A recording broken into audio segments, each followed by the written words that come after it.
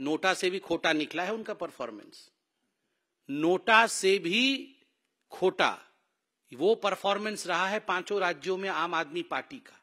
इसलिए ये बहाने देके भागने का काम अरविंद केजरीवाल और आम आदमी पार्टी छोड़ दे। सत्ता शराब इंडी अलायंस का मौसम खराब, सत्ता शराब इंडी अलायंस का मौसम खराब, तभी इधर उधर भाग रहे हैं आली जनाब। वो सब जानते हैं कि जो सत्ता की चाहत में शराब की घोटाला किया था उन्होंने, और जो इंडी अलायंस के सहारे सत्ता में प्रधानमंत्री बनने के सपने केजरीवाल जी देख रहे थे, अब वो सारा मौसम बिगड़ गया है।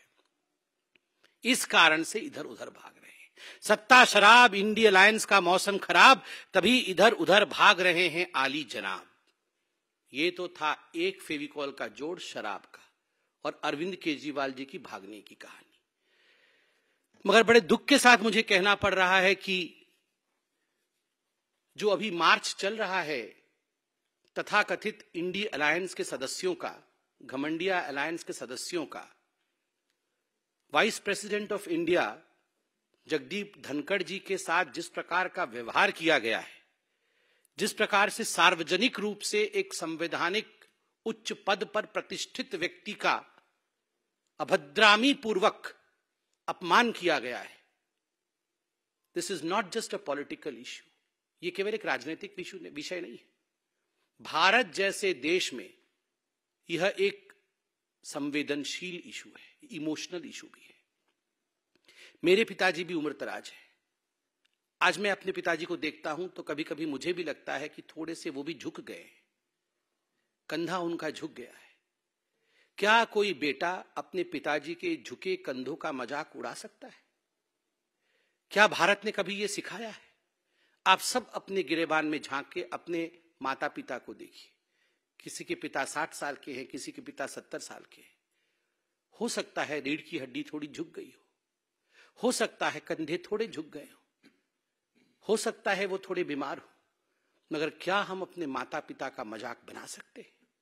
संसद की उन सीढ़ियों पर, वो मंदिर की सीढ़ियां हैं, वो हिंदुस्तान की सभ्यता की सीढ़ियां हैं, उन सीढ़ियों में उकेरा गया है हिंदुस्तान की कहानी। उन सीढ़ियों पर कोई आम व्यक्ति नहीं, उन सीढ़ियों पर जनता द्वारा चुने गए संवैधानिक पदों पर बैठे हुए सांसदों द्वारा जब वाइस प्रेसिडेंट ऑफ इंडिया के साथ, भारत के उपराष्ट्रपति के साथ बॉडी शेमिंग किया जाता है, तो याद रखिए ये केवल वाइस प्रेसिडेंट ऑफ इंडिया, उपराष्ट्रपति भारत की बॉडी शेमिंग नहीं हो रही है, उन तमाम बुजुर्गों की बॉडी शेमिंग हो रही है जो हम अपने घरों में देखते हैं। और एक बात मैं स्पष्ट रूप से बता दूं और कान खोल के सुन ले, जाटों के कंधों का मखौल उड़ाना मना है। हिम्मत किसकी है जो जाटों के कंधों का मखौल उड़ाए?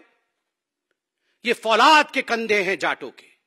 जब जब मां भारती की आवश्यकता रही है, जब जब मां भारती की सुरक्षा की आवश्यकता रही है, हमारे जाट भाइयों ने फौलाद के कंधों के साथ सीना तान करके हिंदुस्तान के लिए वो खड़े रहे हैं। इसलिए आगाह करते हैं, जाटों के कंधों का मजाक कोई ना उड़ाए।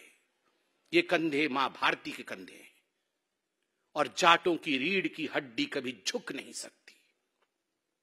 ये वो रीढ़ की हड्डी है जो हम सबको एक करके खड़ा करती है। इसलिए जाटों की रीढ़ की हड्डी झुक गई है, इसकी मिमिक्री करने की कोशिश करना यह अपमानजनक है, आपत्तिजनक है, दुखद है।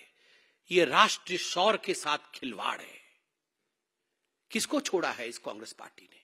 किसको छोड़ा है इन इंडी अलायंस वालों ने? कितनी उच्च विचार की साधारण परिवार से, आदिवासी परिवार से हमें प्रेसिडेंट ऑफ इंडिया मिली है, भारत की राष्ट्रपति। भारत के राष्ट्रपति के रंग को लेकर मखौल उड़ाना, भारत की राष्ट्रपति को राष्ट्रपत्नी कहना, क्या चल रहा है? आपको जनता वोट नहीं देगी, आपको जनता हराएगी, आप अपना फ्रस्ट्रेशन राष्ट्रपति और उपराष्ट्रपति पर निकालेंगे।